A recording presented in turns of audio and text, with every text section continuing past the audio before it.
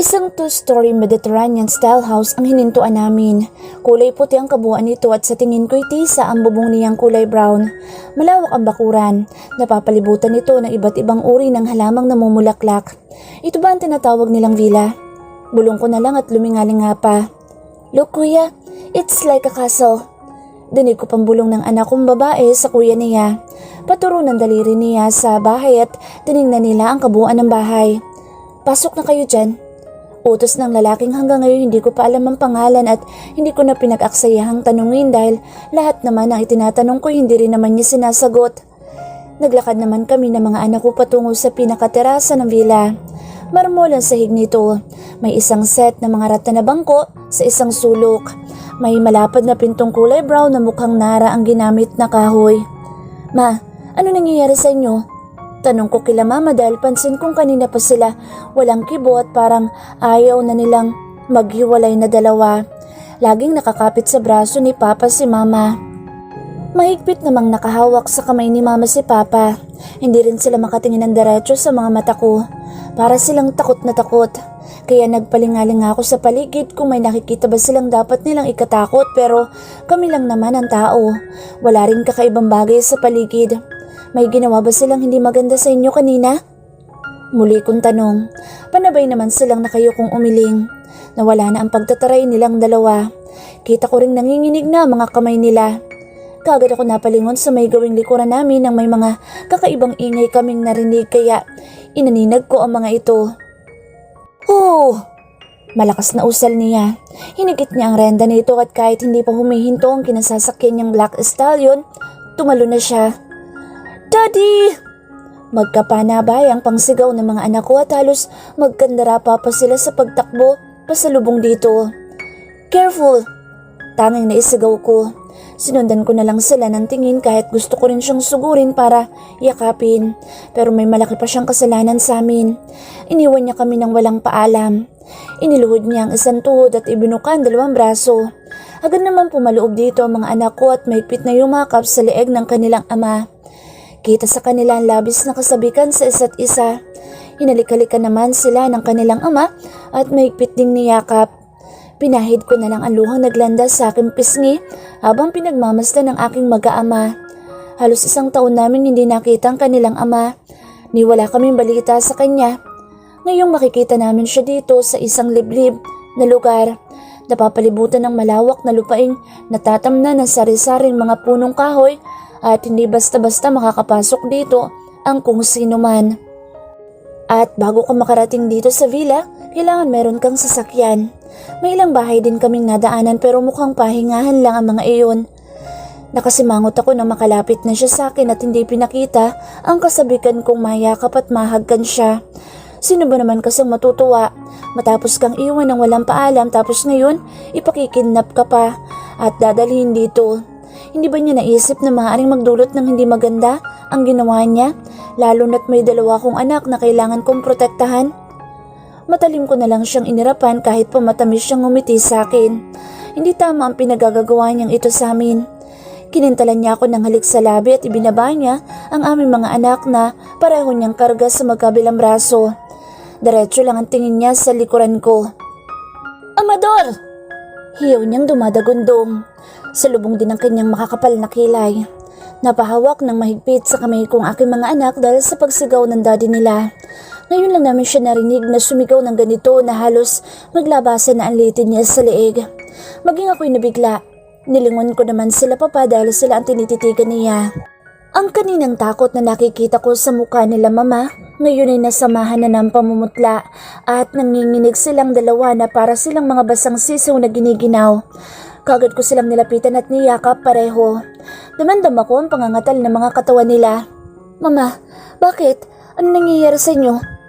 Maluha-luha ko ng tanong at maging ako'y natatakot sa nangyayari sa kanila. May sakit ba kayo? Muli kong tanong. Sino nagsabi sa inyong dalhin niyo mga matatandang ito dito? Mariing sikmat ni Kate sa lalaking driver namin kanina. Sorry po sir, nagpilit po kasi silang sumama kaya wala na po kaming nagawa at hinayaan na lang sila. Pangangatwiran ng tinawag niyang amador. Ibalik niyo sila kung saan niyo sila kinuha.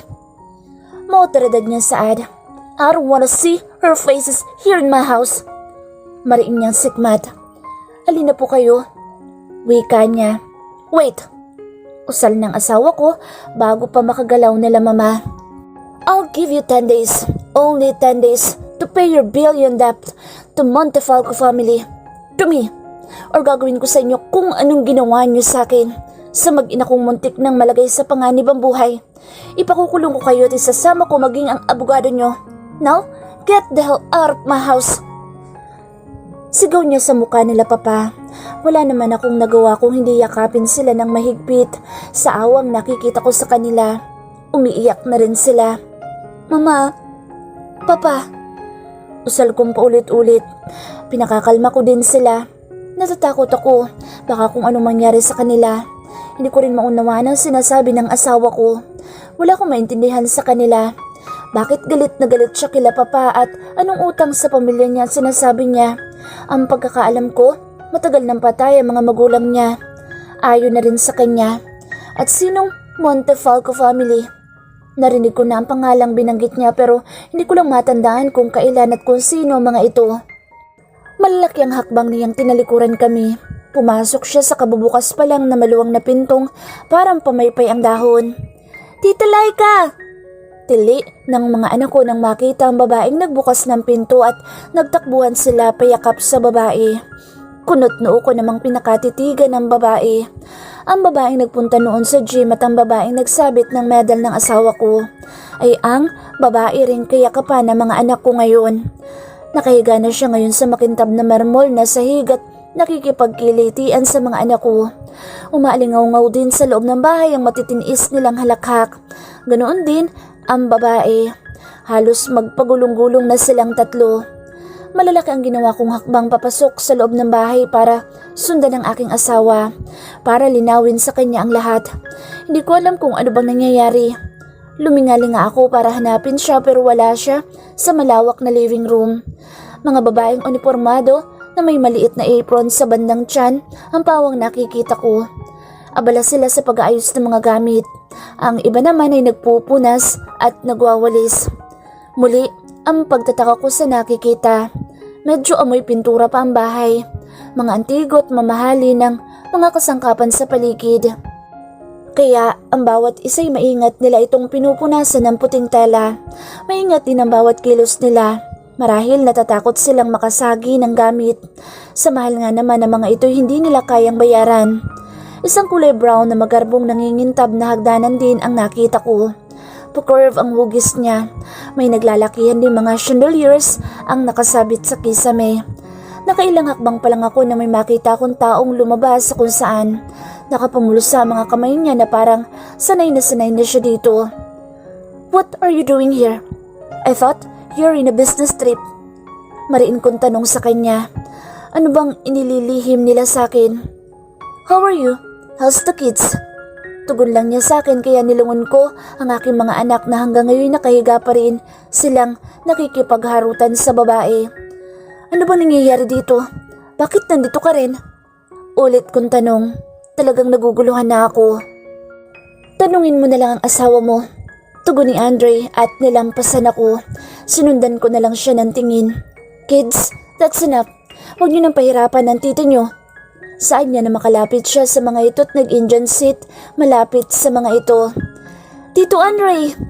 Tito Ninong! Naiiling na lang akong tinalikuran sila nang yakapin at halikan niya mga anak ko. Maingat din niyang inalalayang paupo sa tabi niya ang babaeng tinawag nilang Laika. Para itong babasaging kristal na sa konting pagkakamali lang ay mababasag ito. Naglalakad na ako patungo sa hagdan para hanapin si Kate. Umatras pa ako ng bahagya na may aakyat sa hagdanan na may dalang frame na halos kasinlaki na ng tao. Pinagmasdan ko na lang ang tatlong babaeng may buhat-buhat nito. Ingat na ingat silang huwag magalusan ng dala nila. Maging dito sa taas ng bahay, makikita ang karangyaan. Inilalarawan lang kung gaano kayaman ang may-ari ng bahay na ito. Nilingon ko naman ang mga babae sa may kaliwa ko. Sila may dala ng picture frame kanina. Isang babae na animoy Josie sa ganda ang nasa picture. Nakangiti siya na parang ako ang iningitian niya. Dahil sa camera siya nakatingin. Nakaagaw naman ng pansin ko ang kamay niya kaya itinaas ko ang aking kamay at itinabi sa larawan. Ang singsing niyang suot sa litrato at ang singsing na nasa daliri kong isinuot ng asawa ko ay parang iisa. Ilang hakbang pang ginawa ko. Isang may edad na babae na parang Ray na nakaupo at sa may likuran naman niya ay ang isang lalaking kaedadan din niya. Mababa sa mukha at postura nila na hindi sila basta-bastang mga tao lang. Maging sa tinding nila, untouchable ika nga. Muli kong sinipat ang singsing kong suot at sa pagkakataon ito, ang wedding ring naman namin ni Kate ang nasa daliri niya. Ilang hakbang ulit ang ginawa ko. Isang family picture naman ang nakita ko. May 2 bata silang kasama. Isang batang lalaki at babae. Magkakakulay ang mga mata nila. Ang tatay at ang 2 bata, ocean blue ang kulay ng mga mata. Ang nanay naman, forest green ang kulay ng mata. Malaki rin ang pagkakahawig ng anak kong lalaki sa batang lalaki sa larawan. Maging ang kulay ng mga mata nila ay parehong ocean blue. Naiiling na lang ako sa naiisip dahil ang kulay ng mata ng asawa ko ay brown. Gray ang sakin. Sa mga fantasy books ko lang nababasa na nagkakagusto daw ang isang engkanto sa isang mortal na tao at inaanak ito. What the heck? Bulalas kong may kalakasan kaya napalingon sa akin ang mga babae. Nagyuko naman ako ng ulo sa pagkapahiya. Excuse me. Agaw ko ng pansin sa isang babae. Nakita niyo ba si Kate? Tanong ko sa kanya nang humarap siya sa akin. Nagtinginan pa sila at hindi alam ang isasagot sa akin. Ah? Si sir po ba madam ang tinutukoy niyo? Saad niyang nahihiya. Diyan po kayo lumiko madam, sa 2 pinto po sa kanan ng kwarto niya. Magalang niyang sad at bahagya pa siyang yumukod. Ilang hakbang ding paatras ang ginawa niya bago niya ako nilisan. Isang pasilyong hindi kahabaan ang tinalunton ko. Nang matapat ako sa 2 pintong sinabi ng babae, walang pagdadalawang isip na kumatok ako. Nakailang katok na ako pero wala pa rin akong tugon na naririnig. Ilang malalalim na buntong hininga ang ginawa ko bago ko pinihit ang seradura at dahan-dahan kong binuksan ang pinto. Isang malaking kama ang unang tumambad sa aking paningin. Light green ang kulay ng bedsheets, maging ang pillowcases. Dark green naman ang design nitong malalaking dahon na may linyang manipis na puti at itim sa gilid para ma-emphasize ang hugis ng dahon. Ganito rin ang mga kulay ng mga bedsheets ko sa bahay. Naagaw din nang pansin ko ang manipis na puting lace na kurtinang mabining nagsasayaw pag nililipad ng hangin dahil bahagyang nakabukas ang sliding glass door. May isang Britannica set couch, sofa sa may gilid. Mukhang bago pa ang mga gamit dahil may mga balot pang plastik. Maging malaking LED TV, may plastik pa rin. Ang maliit nitong stand. Nalalatagan din ng carpet na kulay moss green ang buong sahig. Napabaling ang tingin ko sa pinanggalingan ng lagaslas ng tubig. Marahil naliligo siya. May isa pang pinto ko nakita, mas malaki kaysa sa isa. Marahil CR at walk-in closet ang isa. Naupo na lang ako sa gilid ng kama upang hintayin siya. Kanina pa ako nakatayo. Wala man lang nag-alok na paupuin ako simula nang dumating kami dito. Masakit na rin ang binti kong nangangalay. Malambot ang kanyang kama. Mas malambot pa sa kama namin sa unit ko. Mas doble rin ang laki nito kumpara sa kwarto namin sa bahay. Inangat-angat ko pa ang aking katawan para damhin ang lambot ng kama. Nang biglang bumukas ang pinto ng banyo at iniluwa doon ang aking asawang nakatapis lang ng puting tuwalya sa baba. Basang-basa pa ang kanyang buhok at may butil-butil din ng mga tubig sa katawan niya. Napahinto naman siya ng lakad at mukhang nagulat nang makita niya ako nakaupo sa kama niya. Nagtataka naman ako sa naging reaksyon niya. Bakit? Wala ba akong karapatang pumasok sa kwarto niya? Kaya pinasadahan ko siya ng tingin. Napakunot-no ako nang makita ang katawan niya. Nanliliit ang mga mata kong mabilis naglakad palapit sa kanya. What happened to you? Napano ka? Saan mo nakuha mga yan? Sino may gawa niyan sa'yo? Naaksidente ka ba? Halos hindi na ako makahinga sa pagtatanong at isa-isang tinuturo ang mga peklat niya sa dibdib at iyan. Meron din sa braso. Ang iba mukhang sariwa pa. Namumula pa ang mga iyon. May 6 stitches din siya sa may balikat. Nabaril? What? Nabaril? Pasigaw ko ng wika dahil parang baliwala lang sa kanya nangyari. Mahigpit ko rin siyang hinawakan sa braso at iniharap sa akin. Tinamaan ng bala ng baril. May pagkapiloso po niyang turan. Alam ko, Siyempre binaril ka di may pumasok ng bala sa katawan mo. Ang tinatanong ko, bakit ka nabaril? Sino bumaril sa'yo? May nakaaway ka ba? May nasagasaang tao? Yung mga pinakulong mo? Nag-hysterical ko ng saad. Walang kinalaman nito sa mga taong binabanggit mo. Saad niya. Naglakad na siya papasok sa isa pang pinto. Sumunod naman ako sa kanya habang nagbubunganga. Maluwang ang walk-in closet niya pero pansin ko, halos wala pang laman. Konti lang ang mga gamit niya. May ilang paper bags na nakahilera sa isang gilid. Sino ang bumaril sa'yo? At bakit wala man lang akong alam tungkol sa'yo? Ako ang asawa mo pero ako ang walang kaalam-alam sa mga nangyayari sa'yo. Halos 1 taon, Kate. Ano ba ako sa buhay mo? Damn it! Sigaw ko na sa mukha niya. Sa unang pagkakataon, ngayon ko lang nagawang sigawan siya ng ganito. Wala akong balita sa'yo. Nagising na lang akong matagal ka na palang hindi umuuwi. Ang buong akala ko pa naman hindi lang tayo nagkikita dahil abala ka. Yun pala, matagal ka nang hindi umuuwi. Hindi ka na rin pumapasok sa trabaho mo.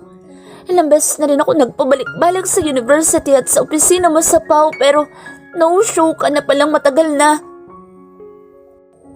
Halos hindi na rin ako makatulog sa pag-aalala sa'yo. Maging ang mga bata laging umiiyak. Hinahanap ka nila. Tapos ngayon sasabihin mong nanganib ang buhay mo? Humihingal kong litanya. Ang tagal mong nawala. Ngayon naman ipinakidnap mo kami. Dagdag ko pa. Nag-hysterical na. Ilang buwan kong minamanmanan bawat kilos at galaw ng mga kalaban ko. Lahat ng transaksyon ng mga negosyo namin. Sinubaybayan din namin ang kapatid ko. At nang makumpleto ko ng lahat ng ebidensya, kinonta ko na mga taong makakatulong sa akin. At isa na si Andre. Kaibigang matalik ng mga magulang ko, mga magulang ni Andre. Sila nakakaalam ng lahat. Pagkukwento niya, kaya tahimik lang ako nakikinig. Hindi ako agad nakauwi dahil 5 buwan ako sa loob ng ospital. Ngayon lang ako nakarecovered. Nakomatose ako dahil sa tama ng baril sa dibdib ko. Usal niya. Halos manghina ako sa narinig, kaya agad ako napaupo sa bilog na bangko sa may gawi ko. Hindi ko rin napigilan ang pagbalong ng luha sa aking mga mata. Muntik na pala akong nawala ng asawa. Sino bang may kagagawa nito at tinadtad ka ng balat? Mukhang ayaw ka na niyang buhayin. Bakit sobra yatang galit niya sa'yo? Ano bang nagawa mo sa kanila? Garalgal kong tanong sa kanya. Bakit hindi mo man lang ipinaalam sa akin na may gusto na palang pumatay sa'yo? Dugtong ko pang umiiyak. Sila ang mga taong pumatay sa pamilya ko at sa amin ng kapatid ko.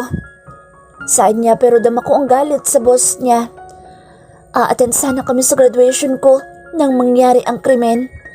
Pinatay nila kami para makuha nilang lahat ng ari-arian namin. Ilang taon nilang pinagharian ito. Dugtong pa niya habang ginugunita ang alaala ng nakaraan. Daddy! Hiyaw ni Laika na may bigla na lang may malakas na bumundol sa likurang bahagi ng sakyan namin. Sinundan pa ng isa kung kaya't sumadsad kami sa bangin. Martin, ano nangyayari? Sino sila?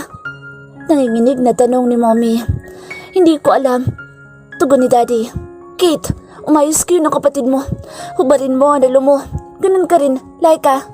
Yung kwintas mo. Iwan mo sa upuan nyo at tumalo na kayo. Bilisan nyo. Mariing utos ni Daddy. Dad, hindi po namin kayo iiwan dito.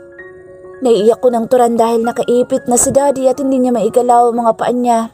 Ganoon din si Mommy. Sige na mga anak, sundin nyo ng Daddy nyo. Iwan nyo ng gamit nyo at tumalo na kayo. Umiiyak na usal ni Mommy. Huwag mong pababayaan ang kapatid mo. Magmahalan kayong dalawa. Alagayin niyo ang isa't isa. Mahal na mahal namin kayo ng Daddy nyo. Bilin pa niya.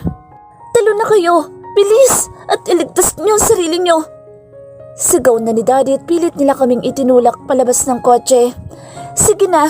Iligtas niyo na ang sarili niyo! Wala na tayong panahon. Kayo man lang makaligtas. Mariing utos ni Mommy. I love you mga anak! Dugtong pa niyang umiiyak. Mahal na mahal po namin kayo ni Daddy, Mommy. Usal namin sabay ni Laika. Laika, kumapit ka sa akin ng mahigpit at huwag kang bibitaw. Umiiyak ko saad at nauna nang gumapang patalon sa bintana ng kotse. Kaagad ko rin siyang hinila at pagapang din kaming lumayo sa kotse. Kuya, natatakot ako. Baka patayin nila tayo. Umiiyak niya ding saad. Sumiksik ka dyan sa mga batuhan. Bilis at huwag kang gagawa ng ingay. Mariin ko utos sa kanya. Ayokong ipakita sa kanyang natatakot din ako at baka lalo siyang panghinaan ng loob. Pilit naming isiniksik ang aming katawan sa pagitan ng mga batong malalaki. Sunod-sunod na putok ang biglang umalingaw-ngaw kasabay ng pagbulusok pababa sa matarik na bangi ng kotse nila Daddy. Kitang-kita namin kung paano ito umikot-ikot ng ilang beses pababa. May apoy na rin ito sa unahang bahagi. Siguraduhin yung hindi na mabubuhay ang pamilyang yan. Mariing hiyaw ni Tito Raul kaya muli nilang pinagbabaril ang sakyan nila Mommy hanggang magliyab ito at tupukin ng naglalagablab na apoy. Tanging pag-iyak lang ang nagawa namin ni Laika habang pinagmamasdan ang nangyari. Sino ba sila? Kaano-ano mo sila? No blood related. Stepbrother siya ni Papa. Ang nanay niya ang nakarelasyon ni Lolo. Sila din ang pumatay kay Lolo. Isang tauhan dito sa asyenda ang tumulong sa amin pero hindi nagtagal, dinala niya kami sa metro at ipinaampon sa isang kakilala niyang madring nangangasiwa ng isang orphanage. Natatakot daw siyang makita kami at baka daw maging ang pamilya niya ay patayin. Doon nagsimula ang kalbaryo sa buhay ko. Nagpilit akong lumabas ng bahay ampunan at nagtrabaho. Lahat yata ng trabaho ay pinasok ko na. Nasubukan ko ring matulog sa bangketa. Hanggang napasok akong waterboy sa isang fitness gym. Doon ko nakilala sila Carlos at nang malaman ng may-ari ng gym na marunong ako ng martial arts, kinuha nila akong gym instructor. Napasok din kami nila Carlos sa pabrika nang magsara ang gym pero nasunog ito. Hanggang nakilala nga kita. Mahaba niyang wikang humihingal. Nasaan na ngayon ang mga taong nagtangkang pumatay sa'yo? Wala na sila. Hindi ko lang alam kung may natitira pa silang mga tauhan kaya kailangan maging maingat pa rin tayo. Anya, anong wala na? Umalis na ba sila? Nakakulong na ba sila? Sunod-sunod kong tanong. Patapos niya ako mabaril, nagtangka silang tumakas. Sumakay sila sa isang van paalis. Nagpilit pa rin ako sundan sila at bago pa lang niya maihagi sa akin ang granadang tinanggalan niya ng pin, nabaril ko na siya at tinamaan sa balikat kaya nabitawan niyang granada. Sumabog iyon sa loob ng sasakyan nila kaya buong pamilya niya kasama niyang namatay. Oh my God, may bata ba silang kasama? Nahihindi kong tanong. At kung meron man, inosente sila at wala alam sa ginagawa ng matatanda. Marahan siyang tumango. Bakit hindi mo sinabi sa akin? Sana'y naalagaan kita. Ako ang asawa mo, dapat ako nag-aalaga sa'yo. Paninisi ko na lang. Dahil hindi ko alam ang sasabihin ko. Wala ako sa tabi niya nang kailangan niya ako. That's the only way I know to protect you and our kids. To hide my identities. Ang ikailang may asawa at anak na ako. Ayoko madamay kayo. Kaya walang nakakaalam tungkol sa iyo at sa mga anak natin. Kayong kahinaan ko. Nalaman na lang nila nang magising ako dahil kayong unang hinahanap ko. Anya. Kailangan ko kayong proteksyonan sa masama man o sa mabuting paraan. Ayoko nang mangyari ulit ang nangyari sa amin, sa pamilya ko. Kung mapapansin mo, hindi kita ipinakikilala kahit kanino. Hindi rin ikaw ang isinama ko ng graduation namin pero nagpunta ka pa rin. Kayo ni Kenneth. Anya, paano mong nalaman? Nakita mo ba kami? Gulat kong tanong dahil may kadiliman sa lugar namin at nasa ulihan na kami umupo. Ilang minutong makaraang makaalis kayo, nagkaroon ng rumble sa lugar kung saan kayo naupo ni Kenneth. Dalawang namatay sa tama ng baril. Isa ako sa binigyang pahintulot ng management na makita ang video footages. Saad niya, yung tungkol kila Papa, anong ibig mo sabihin? Tanong ko dahil hindi mapanatag ang kalooban ko hanggat hindi ko nalalaman ang totoo. Sila na lang ang tanungin mo. Tugon niya tumalikod na siya, kaya hinila ko siya sa kamay. Gusto ko marinig ang dahilan mo kung bakit gano'n na lang ang galit mo sa kanila bago ko sila tanungin. Katwiran ko. Nanghiram sila ng 1 bilyon kila Lolo at Papa para sa isang negosyo daw. Pero wala pang 1 taon, naubos nilang lahat iyon ng dahil sa sugal. Halos araw at gabi daw nagbababad sila sa kasino. Anya. Isa sila sa mga nagdiwang nang mamatay kami. Gumawa din sila ng mga bogus na dokumento para makakuha ng 50 million sa kumpanya namin noong napabalitang namatay na kami. At kung may kinalaman ang mga magulang mo sa pagpaplano sa pagpatay sa amin, kapwa tayo tawad, Amara, dahil ako mismo magpaparusa sa kanila. Mariing usal niya. Anong gagawin mo? Anong plano mo? Mangiyak-ngiyak ko ng tanong. Ganoon na ba kasama ang mga magulang ko? Be ready. We have a flight to US the day after tomorrow. As my legal wife, kailangan kitang isama. Pag-iiba niya na ng topic. Bukas, uuwi na tayo sa bahay. Marami pa tayong dapat asikasuhin. Magpahinga ka na. Tatawagin na lang kita mamaya pagkakain na. Dagdag pa niya. Anong gagawin natin doon? Paano mga bata? May pasok pa sila. Singhal ko na sa kanya. Grade 1 na si Kenneth. Nursery naman si Casey. Dugtong kong ikinalaki ng mga mata niya. Nag-aaral na sila? 5 pa lang si Kenneth, grade 1 agad? Gulat niyang bulalas. Di ba dapat kinder muna? Dugtong pa niya. Na-accelerate siya. Lahat kasi ng tinatanong at mga quiz nila ay nape-perfect niya. Mana sa akin? Sad ko pero bigla na lang siyang humagalpak ng tawa. You kidding me, honey? Sa akin sila nagmana. Ako ang pinakamarunong sa aming magpipinsan. 2 times din ako na-accelerate.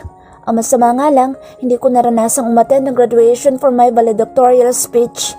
Una, noong elementary ako, namatay si Lola the day before our graduation.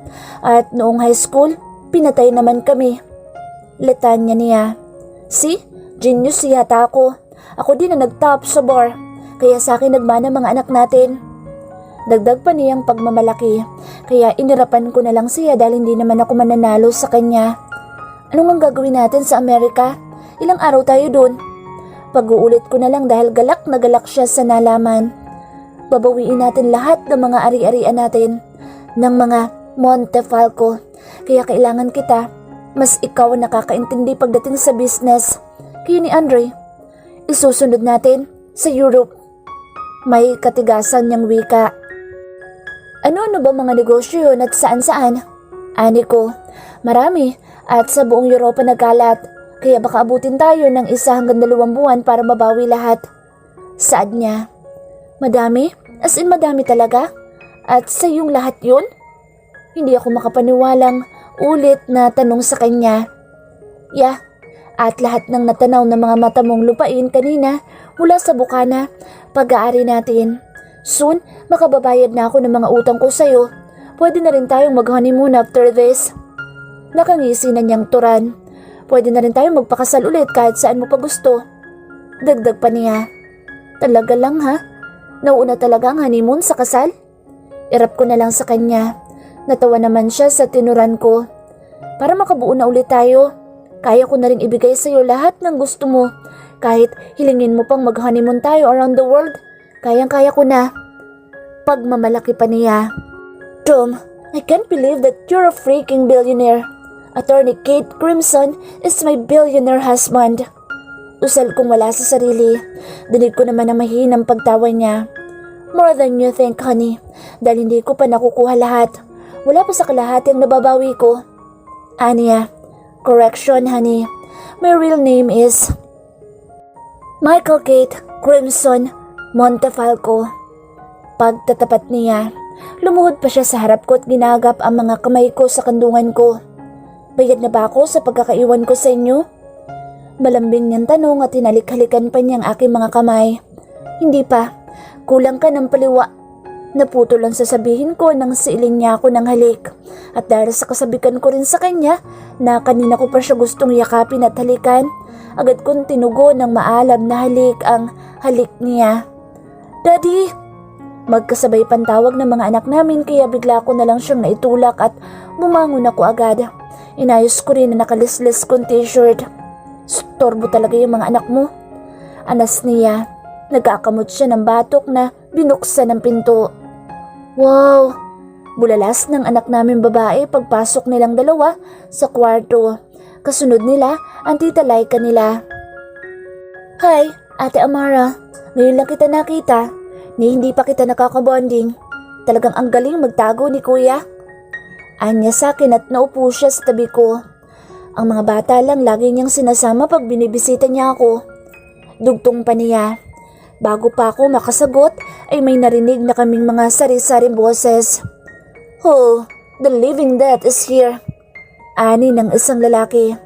How are you, the legend walking dead? Mga komento ng mga lalaki nagsulputan na lang sa kwarto ni Kate. Hi, you must be Amara, right? Ani pa ng isa kaya napatango na lang ako. Paano ba yan? May bantay ka na pala. Hindi ka na makakasama sa amin ngayon. So sad. Ang dami pa namang magagandang babae sa bar ni Gabriel. Pangasar pa ng isa. Oo nga, iba talaga pag babaero. Sharpshooter. Nakadalawa agad. Ang bilis din. Shut up. That was before. Angil ng asawa ko. Yeah? High school life. Marami ka nang pinaiyak na babae. Mana ka kay lolo. Ani rin ang isa. Tito Apollo! Sigaw naman ni Casey sa lalaking bagong dating. Mga pinsan ko yan. Saad ng asawa ko. Ipinakilala niya sa akin isa-isa. Maging ang anak namin. Lahat naman sila'y kinakarga at hinahalika ng aming mga anak. What now? Asik na isang lalaki. Pagbungad pa lang niya sa pinto ng kwarto. Mukhang kagigising lang niya. Marahil, nagising siya sa ingay ng mga pinsan ni Kate. Hindi mo sinabing marunong pala ng martial arts sa mga anak mo. Muntik akong bangasan. Kaya dapat mo lang akong bayaran. Muli niyang asik sa asawa ko. Ibigay mo na lang sa akin ang bank account mo. Sagot ng asawa ko sa kanya. I don't need your money. Meron din ako niyan. All I need is a brand new Bugatti La Voiture Noir. Alam ko naman barya lang yan sa'yo. Maangas niyang wika. Ciao! Dugtong pa niya't itinaas ang isang kamay bago lumabas ng kwarto. That's Dave, a pilot, my best friend. 5-year-old pa lang kami, kaibigan ko na siya. Nag-leave lang siya para puntahan ako. Isa din siya sa nagbantay sa akin sa ospital. Usal ng asawa ko sa akin. Siya ang lalaking kasama namin kanina.